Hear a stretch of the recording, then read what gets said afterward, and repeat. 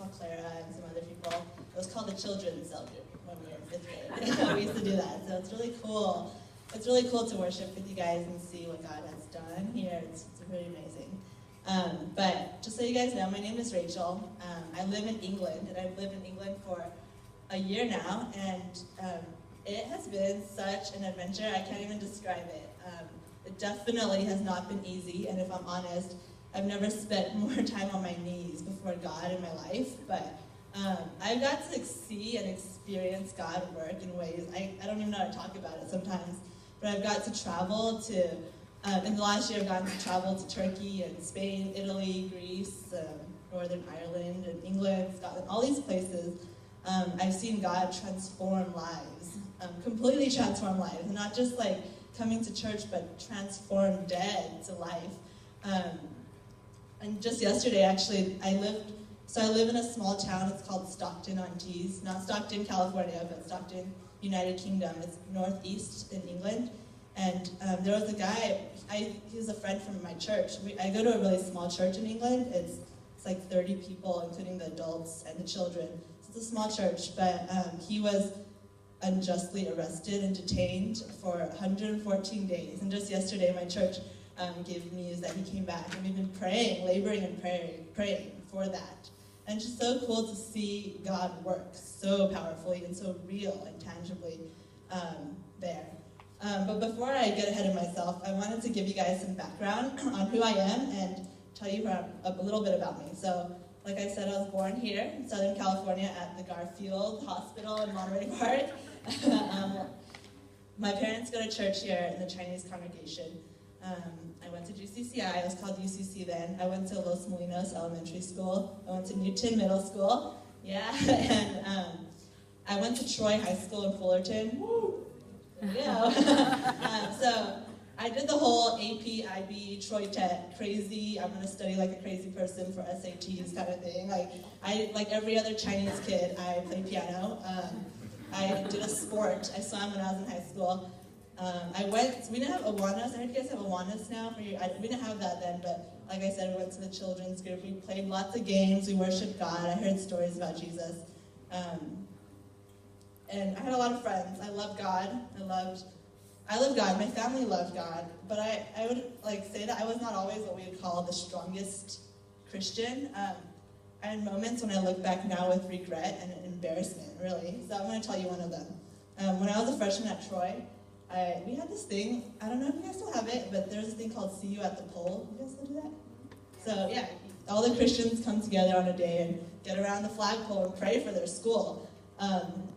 And if you've been to Troy, or if anyone knows, we have a quad in the center of the school, and there's like events that happen, and there's music, and people eat lunch in it and around it, and it was See You at the Pole Day, so I was eating lunch with my friends. We had our cool little spot under the tree. We thought we were so cool. And I was there eating lunch, and then suddenly some people went up to the center of the quad and started praying. As Christians, they got together, they held hands, and started praying, and then slowly, it was crazy, all these students started coming, Christians came out in the middle of the quad, and all these students are staring and talking, what's going on? And together they're praying in the quad with their hands, worshiping, praying together, united students at Troy High School. It was, looking back, it was such a beautiful moment that God had. And where was I? I look back embarrassed, but I remember standing by the tree with my friends. We had our lunch, we were talking, and I overheard a friend say, oh, that's so weird, what are they doing? And I heard someone else kind of snicker and laugh, and I was standing at the edge like a coward. I couldn't do it. I loved God. I was a Christian. I went to church. But I didn't have. I was afraid of what people thought. I was afraid of what my friends would say, and I definitely refused. I knew that God wanted me to go and just join the circle. It wasn't that big of a deal. Prayed, and then but I didn't do it. And the moment passed really quickly, and I just wonder how many of those moments come up in our lives when someone says something or does something, and you just know in your heart that you're not supposed to do that, or you should say something. Whether it's gossip, when some of your friends are gossiping about someone or cheating, and it's just a moment, it's just going to pass, but how many of those moments do we let us pass by? So I say all this, tell you guys a little bit about where I come from air my dirty laundry, some of it, to show you that God can and will use anyone. That God will use anyone to do great and amazing things for his kingdom. The question is not whether, if God will use me, it's if I'm willing to let him use me. Like, do I want God to use me? That's the real question. I honestly thought I was the most normal, regular Chinese-American girl who grew up in Hacienda Heights, as you can imagine. In fact, I was a coward. I was a lukewarm Christian. I oftentimes loved the approval of man over the approval of God, and I loved my own life and my own ways over God's ways. Yet he says that he uses weakness and he uses brokenness for his glory. His grace shines through brokenness. And most of all, he says that we are not ordinary. We're not ordinary. We're a royal priesthood. We're the sons and daughters of God, the God, King of Kings. He's our Father. So, anyways, I finished Troy, went to college in the north, studied architecture, worked in architecture, loved God, and serving him too. And then a year ago, I felt like God asked me to quit my job and leave everything I knew in California in his hands, and to move to England for an opportunity to serve him with Youth for Christ. It's an organization that works with kids, or youth. And so I'm in England now. I've been there for a year. And it's not London. A lot of people think I live in London. It's not the stuff we see on television. Actually, in England, in Stockton, they think that London is super posh. And they're like, no, we don't do that. That's too posh for us. And it's an interesting place, I guess, depending on who you ask.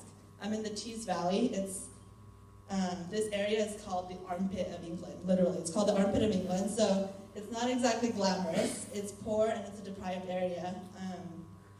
And the most common question I get from anyone who hears my American accent, because we do have an American accent, they say, why in the world did you move to Stockton? That's why they always ask me. And it always opens the doors to me being able to tell them about the God that loves Stockton, even if no one else does, and that he has called me to live and love the people of the town. I wanted to read Isaiah 6, if anyone wants to turn that down, but Isaiah 6, 1 through 8. The prophet Isaiah, he has a vision from God, and he sees God, not just like worship, a little church building. He sees the glory of God, and I'm going to read it. Chapter 6, verse 1. In the year that King Uzziah died, I saw the Lord sitting upon a throne, high and lifted up, and the train of his robe filled the temple. Above him stood the seraphim. Each had 6 wings. With 2 he covered his face, and with 2 he covered his feet, and with 2 he flew. And one called to another and said, Holy, holy, holy is the Lord of hosts. The whole earth is full of his glory. And the foundations of the threshold shook at the voice of him who called, and the house was filled with smoke. And I said, Woe is me, for I am lost, for I am a man of unclean lips, and I dwell in the midst of a people of unclean lips. For my eyes have seen the King, the Lord of hosts. Then one of the seraphim flew to me, having in his hands a burning coal that he had taken with tongs from the altar. And he touched my mouth and said, Behold, this has touched your lips. Your guilt is taken away, and your sin is atoned for. And this is the cool part. And I heard the voice of the Lord saying, Whom shall I send, and who will go for us? Then I said, Here I am, send me. So, I don't know, I pray for us, like, God, let us see your glory. If we haven't seen it, like, he had these, like, crazy angel wings, and they're singing, holy, holy, holy. Like, do we know who God is? Do we know the kings that we serve? And when we do, he says he touches our lips with coal, and then he sends us to go and love people for him in his name.